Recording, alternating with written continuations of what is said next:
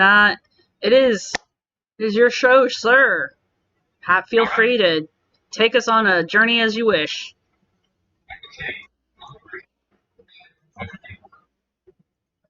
There he is.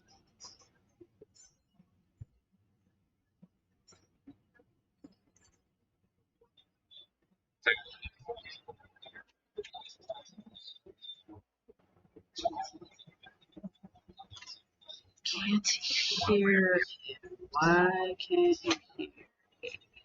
So I'll just give myself an introduction here. I'm Anthony Masinton, and I used to work in the archaeology department and in the history departments at the University of York in UK. And my specialty was standing buildings archaeology, particularly medieval churches or medieval buildings. And I used to teach building survey and then also archaeological computing. I was the computing officer in the archaeology department there for years.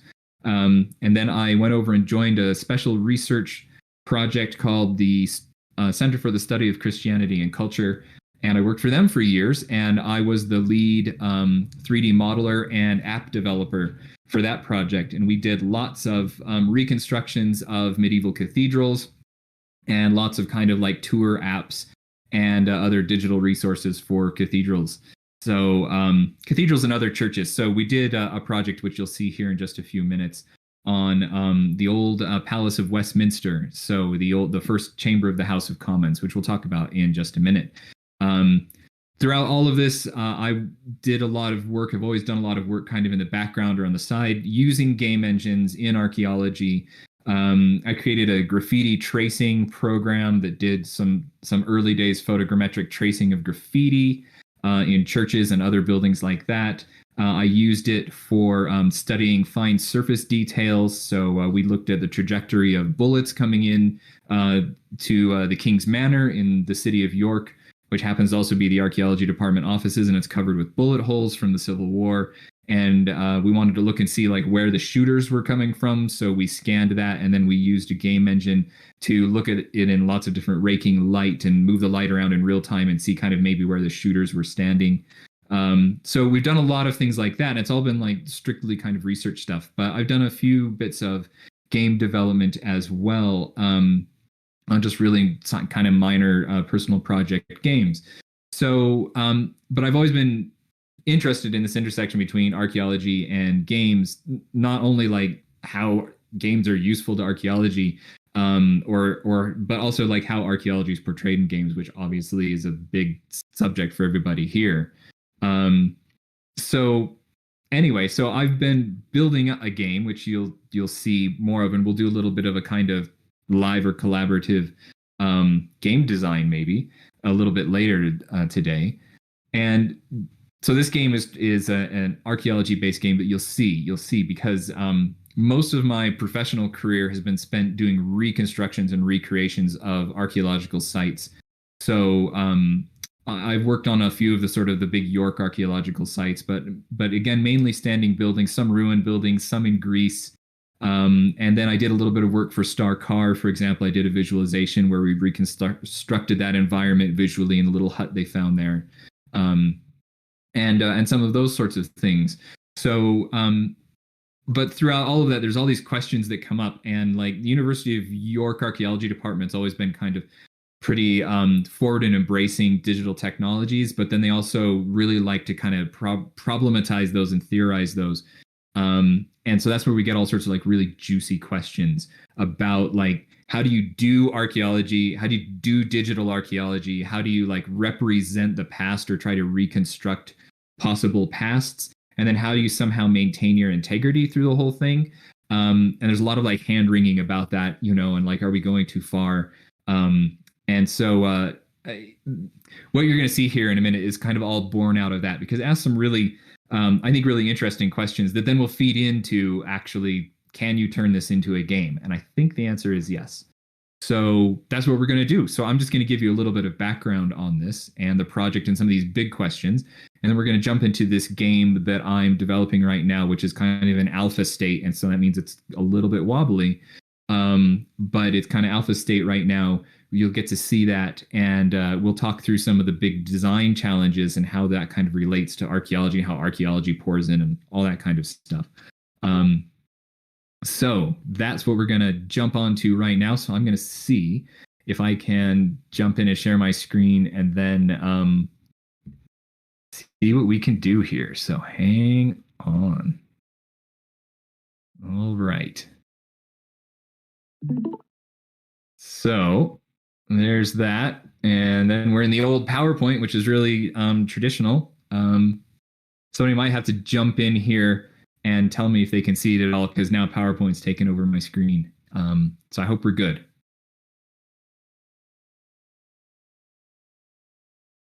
Okay. I'm just going to... Oh, well, okay. Yeah. Okay, so I'm streaming that. Yeah, I'm streaming that screen right now. Okay, it looks like somebody might be watching that now. All right, can you see what looks like? So you can see. Cool, very good. And then I'm going to jump into the slideshow. This is fun. All right, so can you see that? Okay, we're on the screen. We got that. Okay. Excellent. Great. Thank you. Okay, so I've just got a few slides here, and I know that's probably really dull and really boring, but I've got lots of pretty pictures to show you. So so the whole point of this little talk is the future recreates the past, or really creates the past, and that's the kind of crux of this whole game that I'm developing as well. And it's been the kind of crux of my professional career as well. And I've tried to kind of slip this sort of theory or this kind of big question or point into a lot of the professional work I do as well. Because as archaeologists, when we encounter the past, like pretty much everybody does, we encounter it kind of in that memento sense, in that we encounter it in little scenes going backwards. So when we're thinking about the past, we're in the future, essentially, and we are recreating the past from nothing, because it's kind of gone now. All we have is like physical remains, and other like intangible cultural things, but we can't ever get back to that past moment, not for real. So everything is a kind of creative endeavor. Whenever we're imagining the past, it's creative. And in a way, we're kind of like, maybe right now we can't change the future, but we can change the past in the ways we think about it, which I know sounds weird and counterintuitive, but maybe you'll kind of see my point. Because it's time travel, and time travel, once you start thinking about it logically, it breaks down because it's impossible. But anyway, we like to time travel in our imaginations anyway. So that's the whole point. The future recreates the past. What do I mean about the future recreating the past? Everybody's probably familiar with this. This did the rounds back in 2012, and has continued to be kind of relevant and pops up. It's kind of its own meme. Elias Garcia Martinez did Ike Homo in 1930 in Borja, Spain. And that's the image that you see there on the left. And it's this devotional image of Christ. He's wearing the crown of thorns. He's contemplating where he's headed in the future in a time traveling way. But this is a devotional image, and it's meant to get worshipers kind of closer to the passion of Christ. And it's a really important moment in their day as they're going through this. And this is the original's kind of on the left. And then round about 2010, 2012, it had degraded, the painting had degraded so much, this fresco, that it needed some restoration in it. And so that's what we do as archaeologists. We take the remains of the past, we think about them when we imaginatively restore them, although lots of archaeologists won't admit to the imaginative part. But and so we do that, and I think what we create is basically can't be much better than Cecilia Jimenez recreation of this, or restoration of this, in 2012 when she did the overpainting of the face. She was in her 80s and is a local parishioner and volunteered to do this, and she created the rendition on the right. And in that way, she kind of recreated the past of this item, and in the process changed people's devotional relationship with this image, but also in what it represents. One of the interesting things is through her notorious recreation of this image by essentially destroying the old image by painting over it, um, this relatively small church in Borja, Spain, now gets 50,000 visitors a year to see Cecilia's version of Elias's painting, and so they have this massive influx of visits to the place.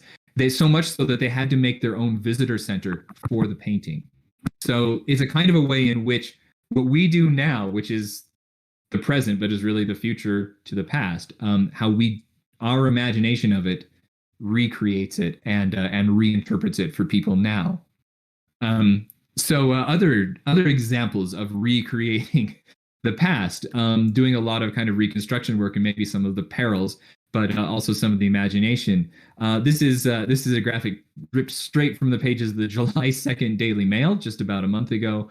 A very reliable publication archaeologically. I actually think some of my work's been in the mail. Yeah, I think it has.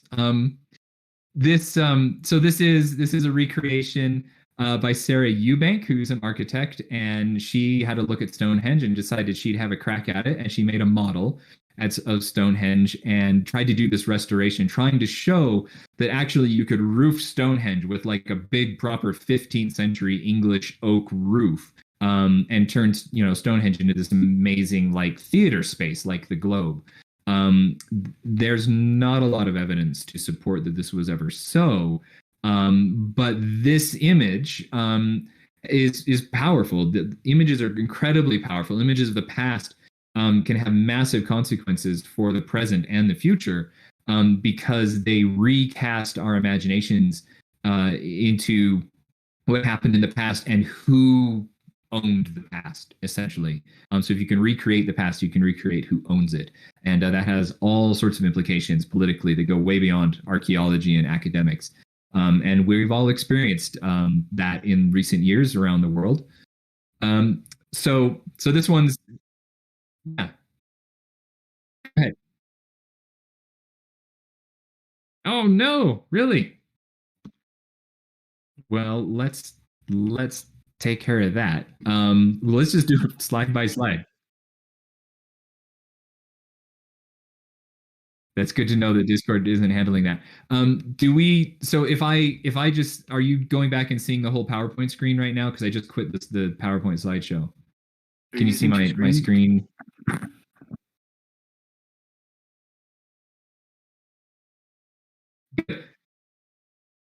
Are you using two screens? I was. Now? I'm just going to leave it at this view, if that's okay with everybody, and we'll just scroll through the slides one by one. Is that cool? Okay. Yeah, just enlarge the panel. So drag that panel there to make your slides smaller so that we can see the largeness. Yeah, cool. There you go. How about that? Good enough? Okay. Yeah, that's fine. Okay, so I'm going to go back to this one, this super cool Stonehenge image. So is everybody looking at Stonehenge now?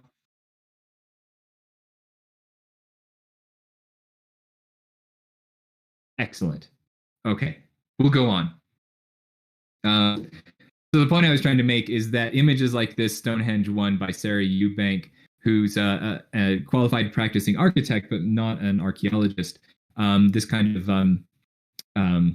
attempt to posit an imaginative reconstruction of the past has in some ways does in some ways affect the way people now think about the past, because the images are super compelling.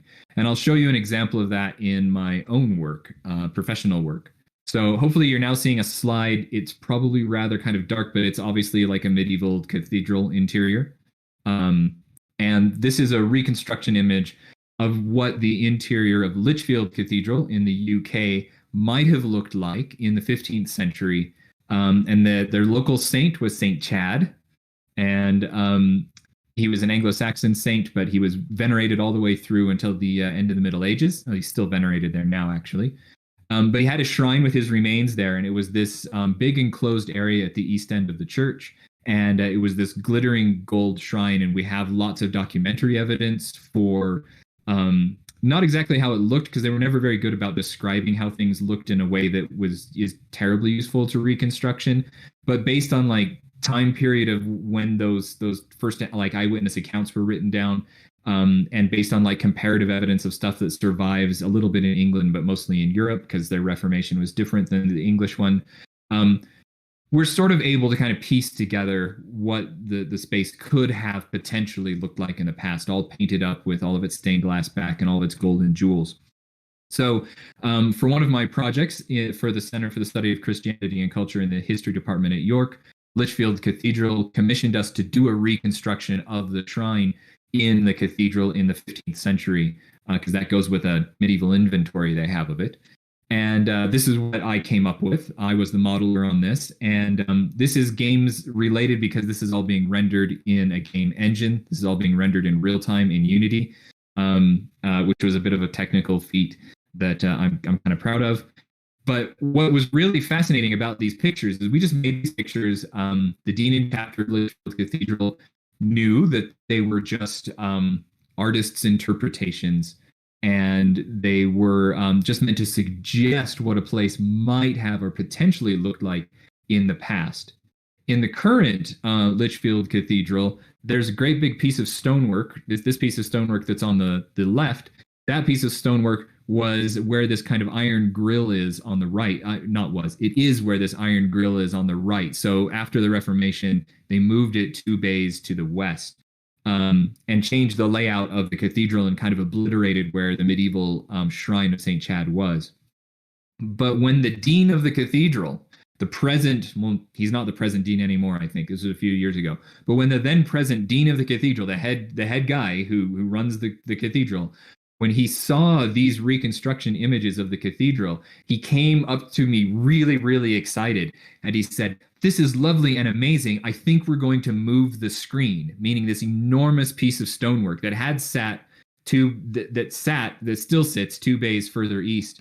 This enormous multi-ton piece of historical stonework. He was so excited by these reconstruction images that he wanted to alter the physical fabric of his cathedral to match my image. So just to show you the kind of power of these images, and this is not only true just for still images made by academics in universities of the past. I mean, this kind of stuff is how lots of people engage with the past through gaming as well. And there's a lot of kind of portrayal of ancient cultures in lots of different games. And the way those are portrayed do influence and color the way we understand the past. And in some ways engage with the past now and maybe even try to interpret it and change it. So these are examples of the power of those images. So let's deconstruct the authority of the image here for a minute. This is the chapel of St. Stephen in the Palace of Westminster as it may have looked in the mid-14th century when it was completed. At the time, it was one of the most expensive buildings ever created in England and in Western Europe. And a lot of money was poured into it. We have records. We have not much else of this building. But this building eventually became the first House of Commons, so the first Houses of Parliament. The Commons met in this chamber for the first time. So we had a big project where, again, I was the modeler on it, and we reconstructed from the scant evidence we had, although it was good evidence, of how this place would have looked in the past. Very colorful, amazing sort of place. But let's deconstruct these images, because I think it was this image, maybe the leading slide image, that actually made its way into the Daily Mail back in 2016, 2017, when the project finished. Because the Daily Mail was interested in a kind of nationalistic, I hope that's not too strong a brush to paint it with, story about English heritage and Englishness, and about like proper English. And here's the royal chapel that's now lost. And we can look back on this as Englishmen, and we can be really proud of our heritage and where we've come from. And so this showed up in an article, interestingly, in the Daily Mail. The project actually reconstructed the space in 3 different time periods, which is, again, what I hope you can see on the screen now. On the left is the medieval chapel. In the middle, the little triangle in the middle, is the chapel when it got turned into the House of Commons in the 16th century. And then the right is when Christopher Wren remodeled that space in the late 17th century and into the early 18th and 19th century. No, do I have my dates right? Yeah, this is 1707 on the right, so early 18th century. So we did that. That was really great. It got a lot of press and coverage. It was a really nice one. Lots of people changed their ways of how they thought about what this space was like and how it was used. So that was really good. But let's deconstruct this, what our evidence is.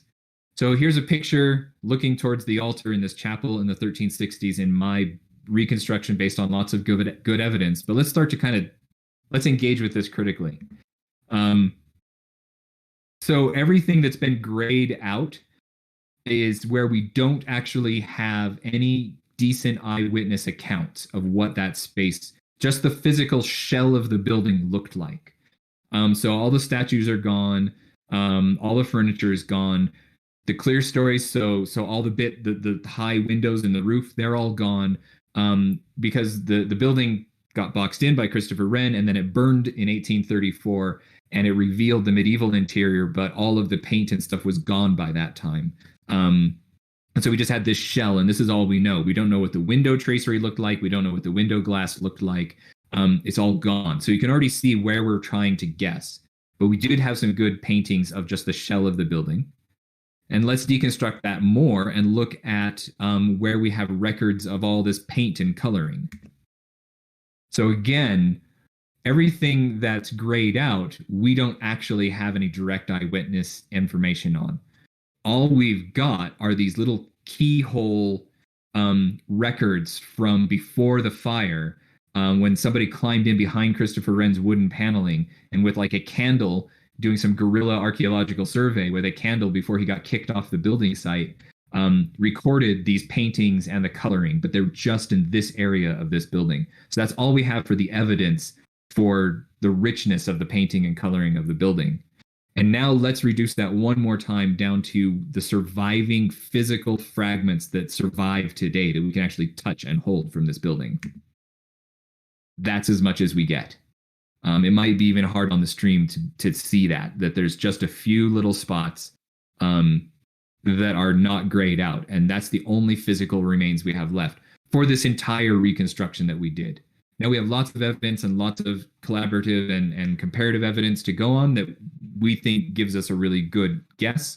But we're recreating the past. We're creating the past. Nobody that we can talk to today has ever seen this past. So that's the point with that. So I wanted to make a game about this, and I'll tell you about the inspiration for the game and how like maybe doing this, how approaching reconstructing the past, creating the past, maybe how we can approach that from a playful point of view rather than from like a rigid, here's the image, this is the way, it looked. We're the scholars, we know best. Let's try to like actually make it playful instead and creative. So here's the inspiration for this. So this is part of the University of York still.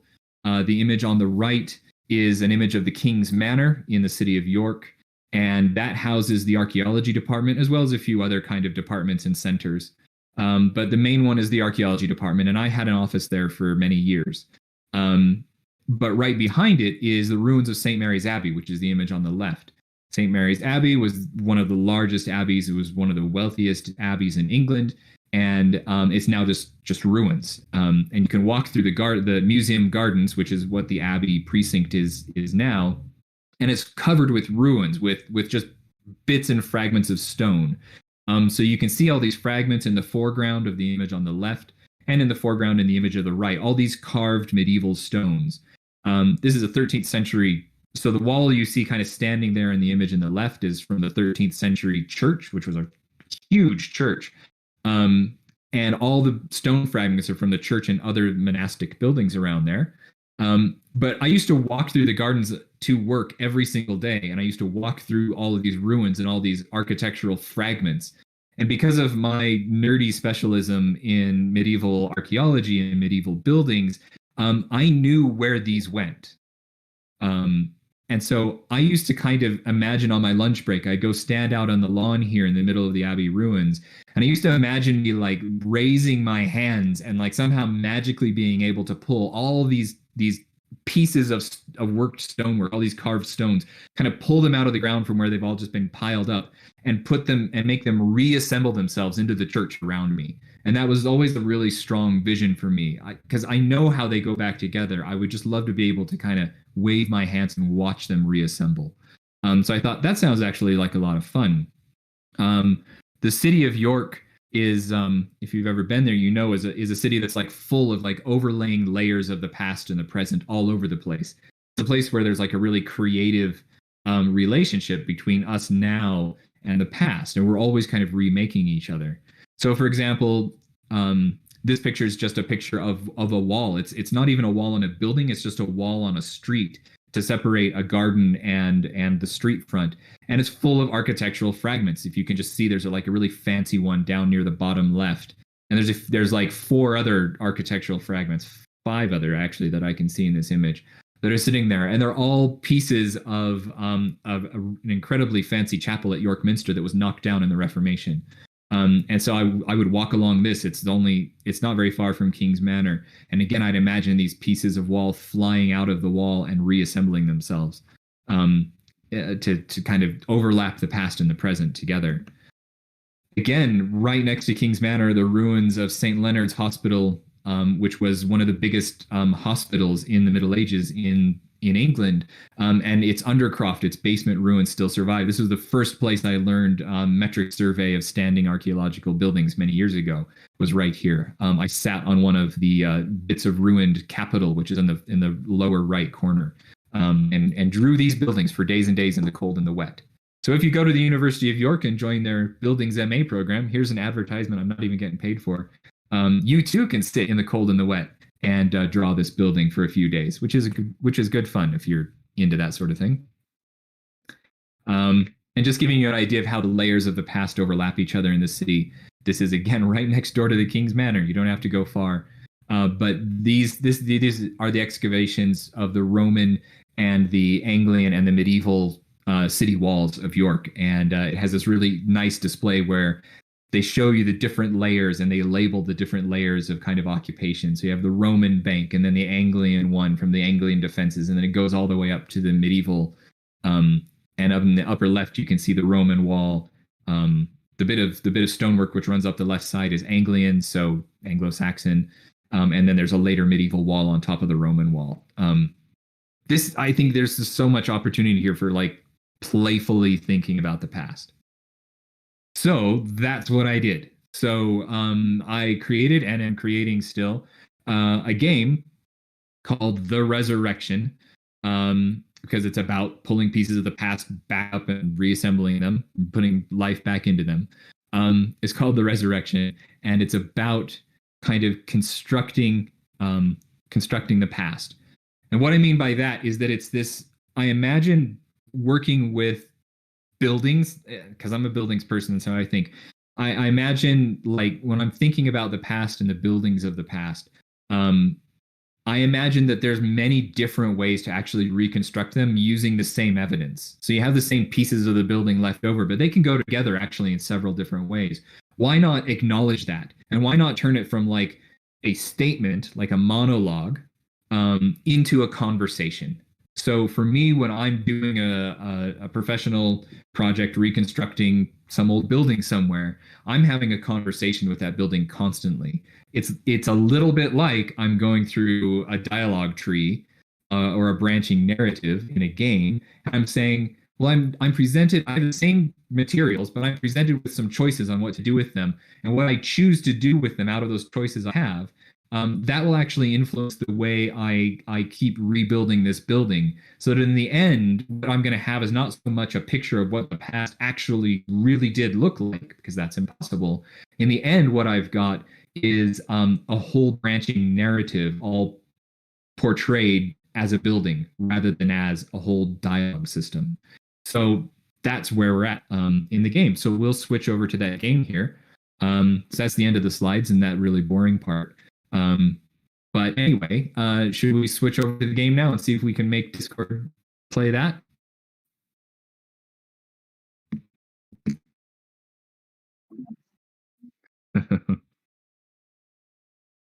Okay. I'm gonna let me fire up the game, and then I'll see if I can get Discord to play it here. Yeah, no, it's not ended yet. Hang on, let me just go grab that. Got to jump into it here. All right. Actually, yeah, hang on, everybody. Sit tight. All right. Yeah, sit tight, everyone. Okay, You let's had see some what really happens. positive feedback on that logo you had up on your computer. Which logo was that? Oh, there was positive feedback on that? Yeah, everyone loved it. Yay! Good. Because it's really nerdy. Hang on. I'm just trying to jump in here and tell it to share my screen. Which here, this is the one I want to share. I think. All right, you're gonna see some like. Okay, so you're seeing like a window on my desktop, right? It looks like that's what you might be seeing. Yeah. Okay, I'm gonna fire this up. Let me know if the actual game itself doesn't show up on your screen, because it's gonna take over my whole screen. I won't be able to see what you're seeing. So we should get a kind of a logo-y thing showing up. Are we seeing that?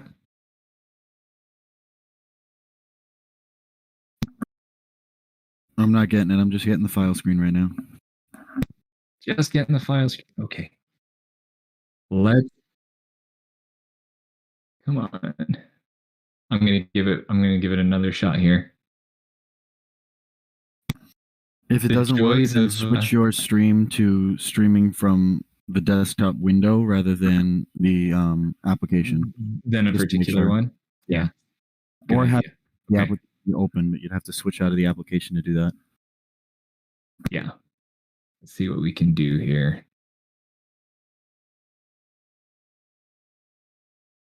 Good. Okay, we're gonna do my entire screen, and you're gonna get like the. Oh, okay. So are you seeing my whole screen now? Good. A little inception going on. Let's try it again. Inside a box, inside a box, inside a box. Is that looking better? That look like a logo? Yeah. Okay, good. No, thank you. I need that feedback because I can't see anything except for the game.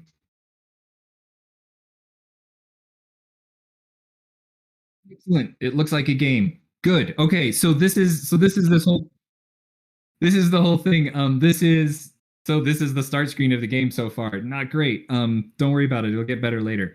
So this alpha build of the game, my computer is gonna start going into hysterics pretty soon. You'll hear its fans starting to run.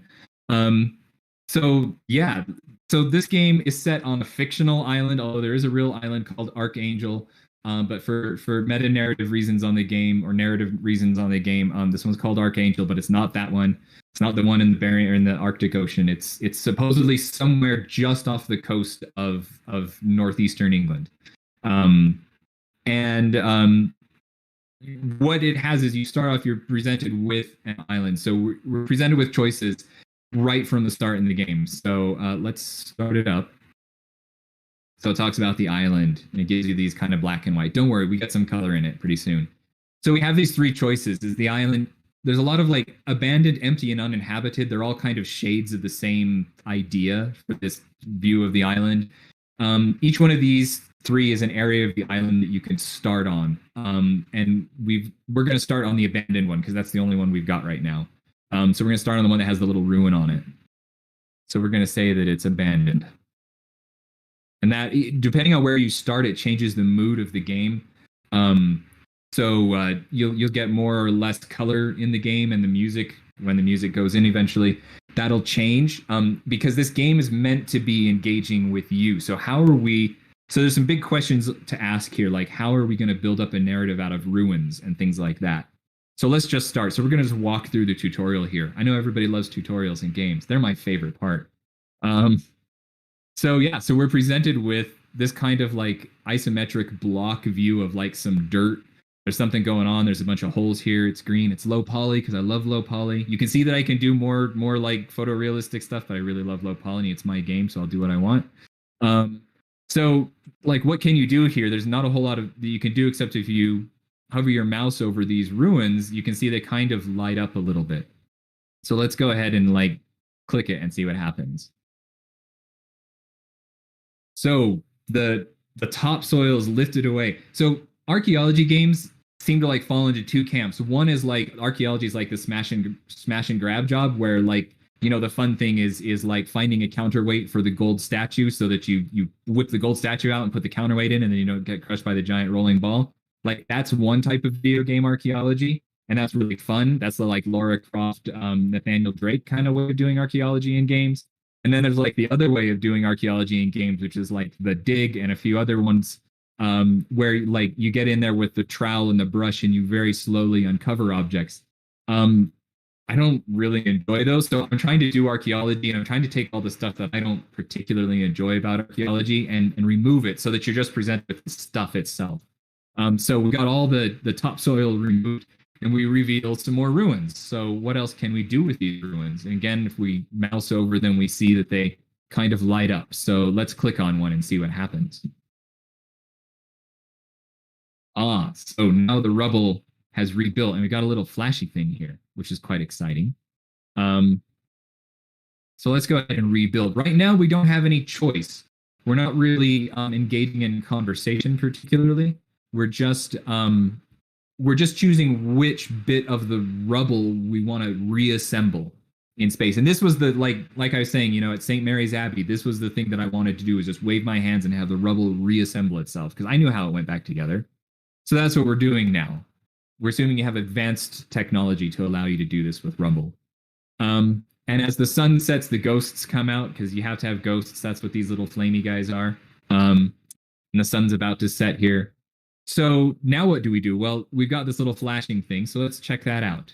And like all good games, it's got an inventory, because you have to have an inventory. And this is just going to tell you, there's a few things that you have to pay attention to here in the screen, because this is where this is your map. So this is your mini map in the game. It's this long line. This is a timeline, because the game's like a Zelda dungeon, but instead of going anywhere in space, you're going all over the place in time, and you're gathering keys to unlock different areas of time. So it's a Zelda dungeon, but in time. Kind of hard to visualize. I can show you a graph of it if you want. But this tells you that this object that you've collected is a fragment of window tracery, because that's what I love. And it says this unlocks new rebuilding options. So what's that all about? Let's go back into the game and see. Well, now we have this little blue thing here. And if we hover over it, we get the game saying, hey, there's a thing now that's ghosted into this window opening. It's a design. And we've got two options. So if you do like the left or right button, arrow buttons on your keyboard, you can see that you kind of change your options. So you got two options here. So this is the dialogue tree. But instead of doing it with words, we're doing it with pieces of building. So we found an architectural fragment, and now we have a choice on how we want to rebuild that, because that architectural fragment would work equally well in either design. So I'm going to choose this design because I like it. I'm going to click on it, and voila, it just reappears. So now we get some navigation options showing up. If we left mouse click and drag, we can drag around the building. So now we can see more. And look, there's something else waiting for us. So what's this guy? So we'll click on that. It's another fragment. So go back in and look at it. It just says it's a small capital, part of the building. And the temporal signature, the time signature of it suggests that it's between these certain dates. And these are dates years before present. So we're sitting at present, which is the 0 point, and we're going to go backwards. So one of the big questions of the game in its meta narrative is, when is now? And that's a big question about the game. When are we starting this game? So this is between 1250 and 1350 years before present when this fragment comes from. And it's also unlocked new rebuilding options. So that's fun. So if we hover over this, suddenly we get a little dot down here. So it tells us that we've got two options to rebuild. So it's a little bit hard to see, and it might not come through the stream very well, but we've got like a round arch and a pointy arch. I like pointy arches. All right, we've got now more things to try to rebuild, but also we're having a little prompt from the tutorial saying hit the I key, stupid, because there's this thing that popped over in the corner. So what just happened when we rebuilt that? Well, now we get a second timeline, and it's called echoes. And so there's echoes are detected, but they're detected at 200 years before present. So somehow we got to get to 200 years before present to figure out what those echoes are. Don't worry, we'll get there. It's a tutorial. You can't fail. The game might fall over and collapse, but that's okay. So let's just start trying to rebuild this. So we've got two options of rebuilding here. It's really hard to see, so please don't feel bad if you can't see this. I'm aware of this. It's an issue. But our two options, you might be able to see like a diagonal line there. And we go to the other option, you get a slightly taller diagonal line. So it doesn't. The point is, this is like a conversation tree or a branching dialogue system where often you don't really know exactly what the outcomes of that choice are going to be, but you just take the one you kind of like and you live with it. You go forward. So we rebuild that, rebuild a little wall. Let's go around, keep moving. Oh, it's sluggish mouse. Okay, so we got this one. We got two options. Again, we've got like a blank wall and a fancy wall. I like fancy, so we're going to go with a fancy wall. And now we've got like the other top of the stair turret put in. We've got a cool fancy Norman window. So if you're an architectural history nerd, you already know that's a 12th century AD window. So let's keep going. This one doesn't give us any options. It just shows us down here. We've got a full dot and we've got a hollow dot. I need to do a better job of tutorializing, but that hollow dot means that had you made a different choice elsewhere in your dialogue tree, you would have got a different option there. I don't know, to maybe encourage replaying. I don't know. I don't replay games very often, but I was thinking about it. The two solid dots means we have two different choices. So let's finish this one and see what happens. Just so that you aren't confused, the date is now 200 years before present. So we have just traveled back in time by rebuilding that part of the building. So we had a conversation with the building, and now the building's pushed us back to 200 years before present, and some stuff has appeared. So now we can zoom out because we have that dialogue, that option now. Now we can use the old WASD keys to move around. We can look at our whole site. And now there's something going on down here. So like what's going on with this 12th century church tower and then like all these radio masts and stuff on top of it. And then like there's something propping it up. It's all ruins everywhere. And then there's like something flashing down there. What is it?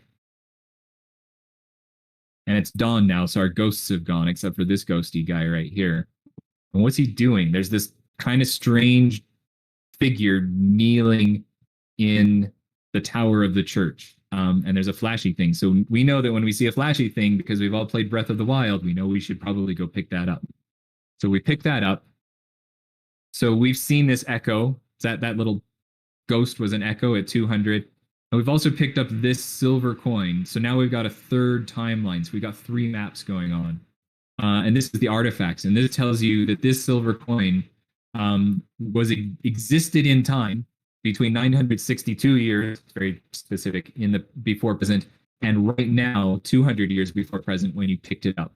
And this is a coin that's found between the flagstones of the floor. This is one of those placeholder texture will come soon objects. And it just does this place between the flagstones and the floor. And then you as the archaeologist need to interpret what is this coin doing, this old coin doing, pushed in between the stones and the floor? Like somebody had to put that there on purpose. We saw that kind of ghost was putting it there on purpose. What was that ghost doing? Were they hiding it? You may not be able to read the lettering, it's so small. Were they hiding it? Was it lost there? Or was it an offering? I like the idea that it's an offering. So now this coin is forever tagged as an offered object. That's the word associated with it. And that changes the mood of the game. And now we get a really big button that says something really exciting, which is open portal. So I'm all about that. So let's click it and see what happens. You get a portal opening. And if we zoom out, we can actually see that the portal is showing us two time periods overlapping. This side, which is where we are, which is 200 years before present. And the other side, which was when the coin was originally made, which is 962 years before present. And we're seeing both time periods overlapping each other, which is why the computer's chugging right now. But we can see like stuff's missing, like parts of this are missing. We can see like if we go up a little bit, we can see that like the radio array is missing, as you might expect. So if we press the spacebar, we will travel back to that time. Yay! So now we're back in time again. And this is kind of the main loop of the game. And now you have an entire site to rebuild. So the more pieces of the site you find, the more artifacts you find. Artifacts are your keys to unlocking different time periods, and pieces of buildings are your keys to unlocking more dialogue options with that building. So that's the basic loop of the game. And then for this part, we just go on and start rebuilding the entire building. And as you rebuild it, you keep finding artifacts, which will then branch off and tell you more about what that building or what the whole site was in the past. And we actually have 11,000 years of human occupation of this site that we get to catch glimpses of. And they all kind of overlap and overlay, and they each period inherits something from the period before it. So that's kind of the gameplay of this game. And it's trying, for me, it's trying to be a way to do what I've always wanted, which is to walk around in several different times at once and to figure out what the stories are that are going on here, what the people who kind of lived in these places in these times, what they're trying to tell me about themselves. How can I have a conversation with the people from the past? So I really can't see chat and I can't see comments or anything, but I do have some questions. And I was wondering if anybody else had any questions as well that they might want to ask. So I might need a mod to read a question, or I'm not quite sure how we can do this, but just.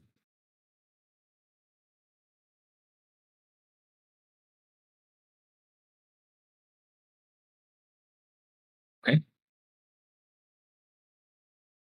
Yay! Compliments are fun.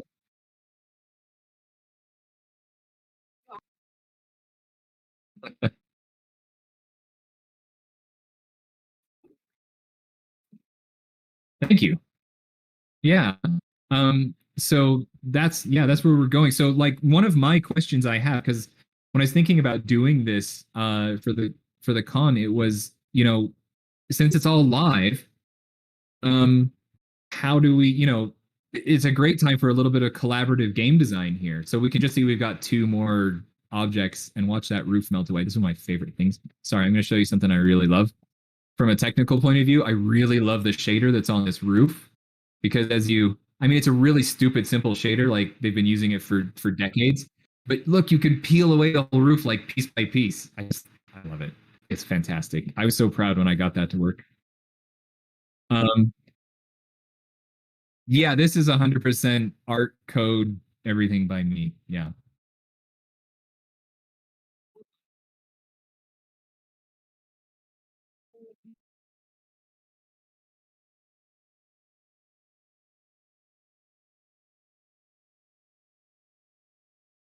Yeah, that's great. This is kind of like my work academically. This is instead of me kind of like writing it out, this is my sketchbook for ideas and thoughts as far as like how far do we go. So one thing that always bothered me when like on a lot of my kind of academic projects or my professional projects doing like 3D model recreations of places in the past was that, like I said, there's a lot of hand wringing amongst historians, art historians, and archaeologists about like this is all very well and good to like show a really beautiful photorealistic reconstruction of Starcar or of Stonehenge or a castle or something like that. But like those things are jigsaw puzzles where like we have 3 pieces out of 1,000, and we don't even have the picture on the box. So how do we have any right to say like what we're showing has any kind of authenticity? And that's like something that every single one of these projects I've worked on academically or freelancing or professionally, we always spend a lot of time thinking about this, and that's really important. At the same time, I think we need to get over ourselves and realize that this will never be a vision of the true past, whatever that was. That we're going to stick with the evidence we have as close as we can. And when we have gaps in evidence that we need to fill, we're going to just think about them imaginatively and creatively and fill those gaps with what we think is kind of the best guess. But let's not get too hung up on it. So this game is trying to do that. This game is trying to say, because actually there's a version of this. If I had made a different choice earlier on, so let's make that roof disappear a little bit. And I know it's going to be really hard to see until the sun comes up and the light rakes across. But there's this diagonal thing here on the side of the wall.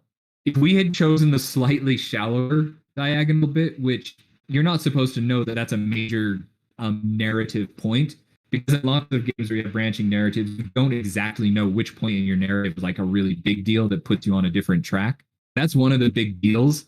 If you were to choose the lower one, you actually would have ended up making a 3-story tower with like a bell and stuff in it.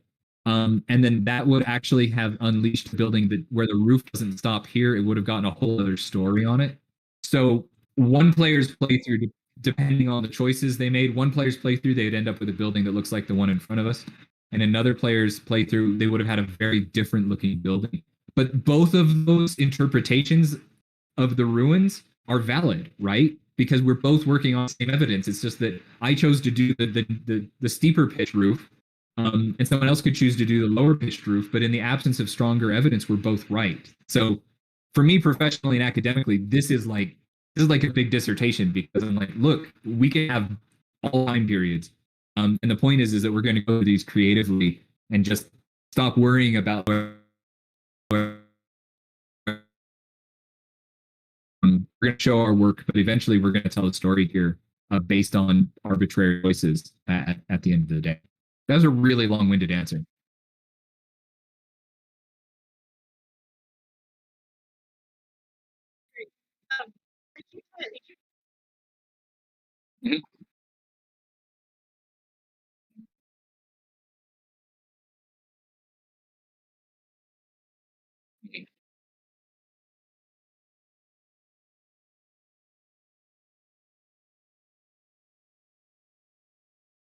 This is this is my ticket to a yacht. I'm putting it on Steam, and I know that everybody who puts a game on Steam automatically makes millions of dollars. So this is totally, yeah, totally how it works. No, yeah, this is gonna go out. I'm building this for Steam. I'd like to stick it on Switch, actually, because I think the Switch would be really ideal for this. It'd be really fun. So I want to put this out in the mainstream. So there's gonna be more. There's not gonna be gamey elements. It's like I really suck at games that require timing and skill with my. So there's not gonna be a whole lot of that kind of stuff. This is narrative. And so this big experiment in narrative. Can I use a building and random like artifacts and objects to tell a story? Part of the inspiration was from like the new Tomb Raider reboots from 2013 and onward. Um, in those games, especially the 2013 one, you could find little objects. All of the games, you can find an object, and then you go into your inventory menu and you get a little like you can turn this object around and look at it, and you'll get Lara reading out, a little bit about the object. And I always really enjoyed that part because those objects told a story. In the 2013 reboot, there's this like really tragic story where you start to find like children's like toys, and you just find like a toy here and a toy there, and it's like scenes apart or levels apart in the game, but eventually you find like 5 toys or family objects that all are like you find out they're all linked from the same family who met a terrible end on this horrible island that Lara is also shipwrecked on. But it tells this amazing story just through these objects, and it kind of doles that out. I really like that, and so I want to try to do that kind of storytelling with this game as well. So yeah, so I'm gonna go mainstream. Yeah. So I'm gonna go try to go mainstream. I would really like to try to find a publisher because I'm not great at marketing. So someday I'll find a publisher. I'm trying to figure out how Annapurna. I'm trying to figure out how to get a pitch in front of Annapurna. I think Annapurna probably chooses the game. That people probably don't pitch to Annapurna. But maybe somebody. Yeah.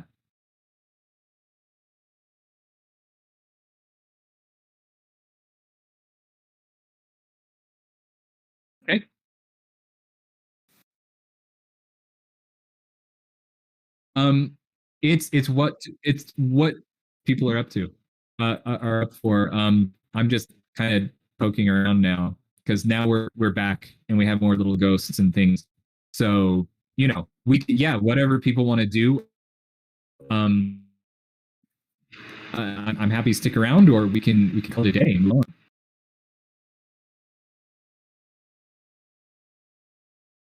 Please. Okay, go for it.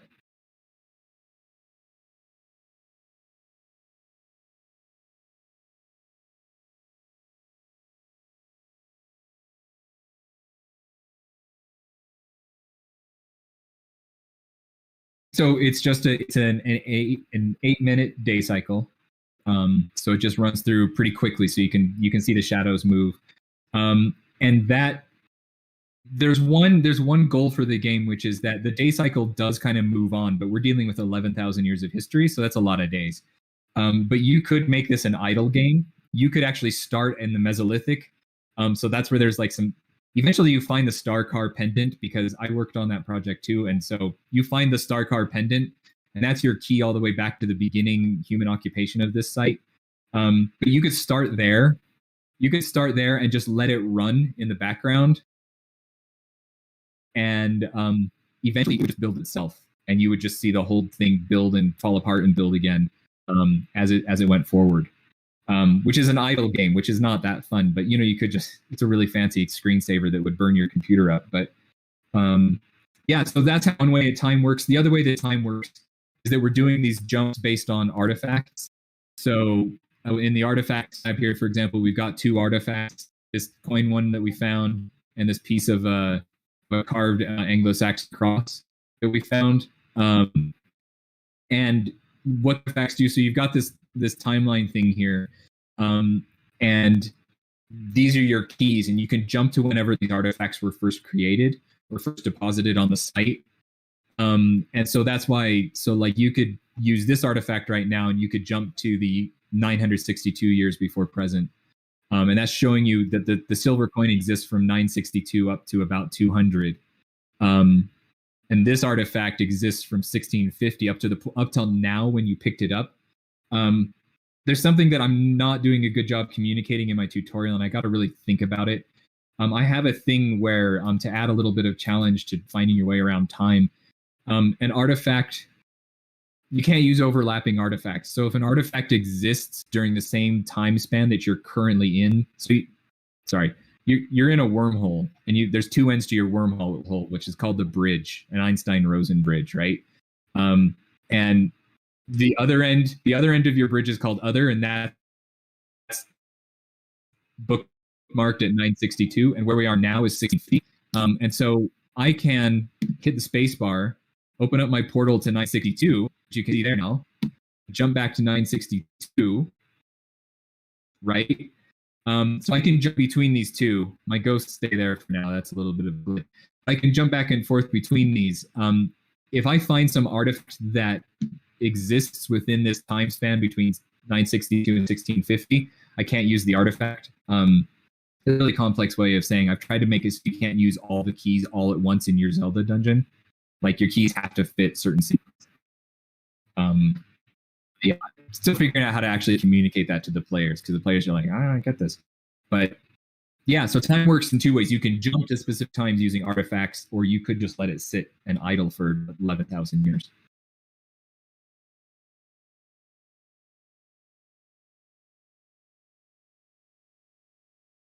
Yeah, the building will change. The building will change after it changes buildings that are rebuilt. So, and this is one of the big questions that I was just going to throw out there to everybody, and we don't need to jump into it, but as a big question to go away and ponder is, when is a building complete? So like those cathedrals I work on, they're 1,000 years old. They have 1,000 years of building stuck into their fabric. So when was that building ever finished? Like nobody started building York Minster saying, well, we have this finished idea in our head, and in about 250 years we'll be finished, and it'll be finished to the same plan we thought of now. That's why York Minster, as like every single arm of that building looks different. because different people knocked old stuff down and built new stuff in its place. So when is a building ever done? They always say like, oh, this cathedral took 250 years to build. Well, it didn't. It did. It took 250 years to get to what we see before us, but like it's not finished now. Like I imagine in this game, I imagine 500 years in our future. And I imagine a time in which like people don't value old things. And so that's why they turned the parish church tower ruins, they turned it into a communications mast because people don't care about the old things anymore. You know, they'd rather knock it, if it's not useful, knock it down or just let it rot. You know, so people have different attitudes about the past, which means that, you know, buildings are always alive and growing as well. So yeah, my big question is like, when is a building finished? So when you jump back in time, if you haven't reconstructed a building, that building's not going to show up in a time before.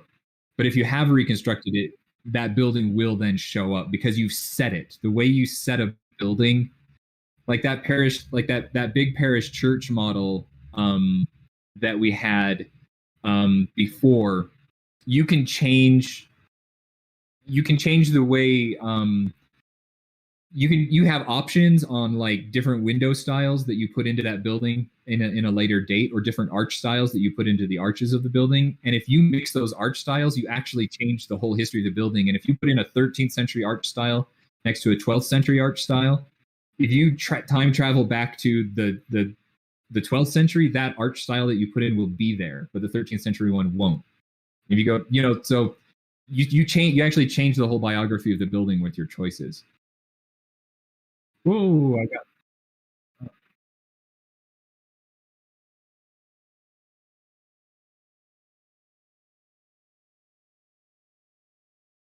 Yeah. It's getting real bad. Yeah. Oh, I'm here. Oh, I don't get to ask my own question. Oh, okay. Sorry. Yeah, if I could just chime in, I just wanted to ask a question because you've mentioned Star Car, which is super exciting for me. Pure coincidence that I'll actually be applying to University of York next week because of my interest in that Yay. site. But as Go for a it. but as a prehistoric archaeologist myself, do you think this sort of technology and reconstruction could be highly applicable or useful to prehistoric sites as well? Something to help people reimagine different components present at a site through time. I've taught basic 101 classes before in archaeology, and we've used a game called, I put that in air quotes, called Revealing Archaeology, which played a little bit more like a top-down PowerPoint presentation. And something like this would be very cool, but you know, the issue with prehistoric sites is how they change over time. So I'd be curious about what you'd think on that as a game developer as well.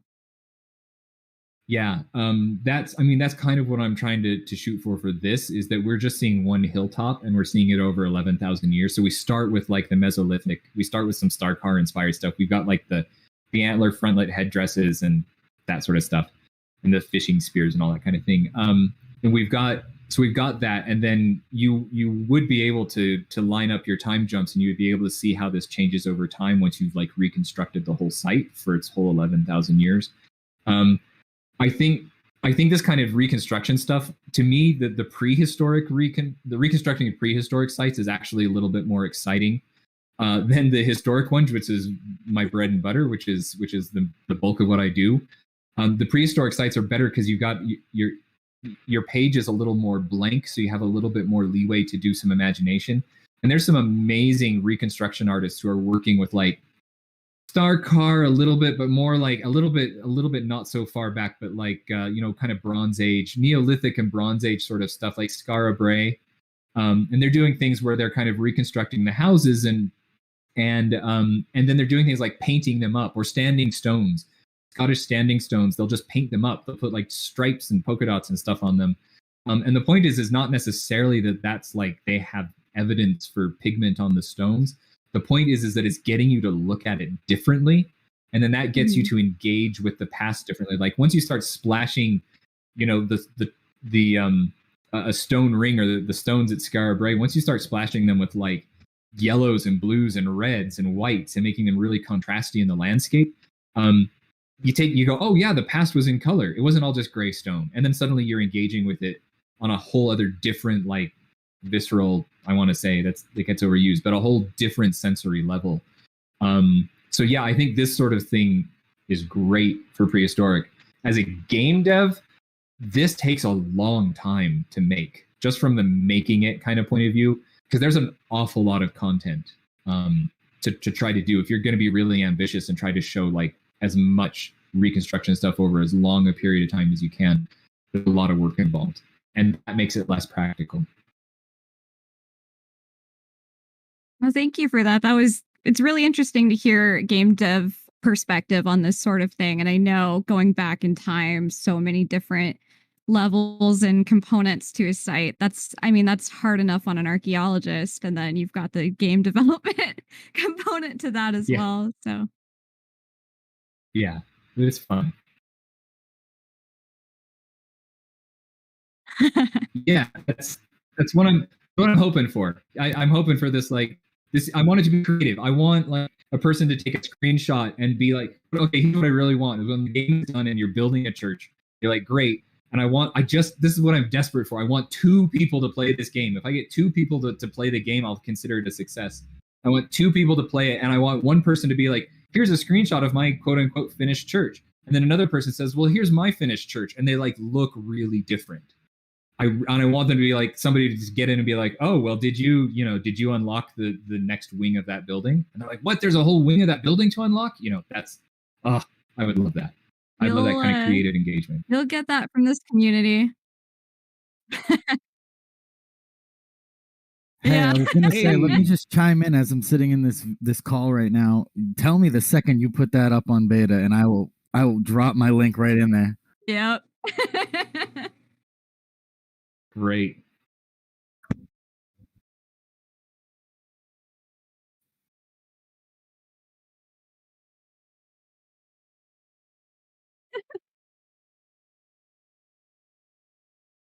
Thank you. Yeah, you got another conference to run. Yeah. You got more to run. Thank you. Yeah, would love to. This is such a cool idea. So it's a lot of work for you, but it's a really cool idea. So thank you, everybody. I really, really appreciate it. And anybody can get in touch with me on Twitter or in Discord now, because I'm in the Archeo Gaming Discord here now. Or anyway, get in touch with me. I'd love to chat about any of this kind of stuff, because it's pretty fun. I'll be doing that on the university front, so look forward to a message from me.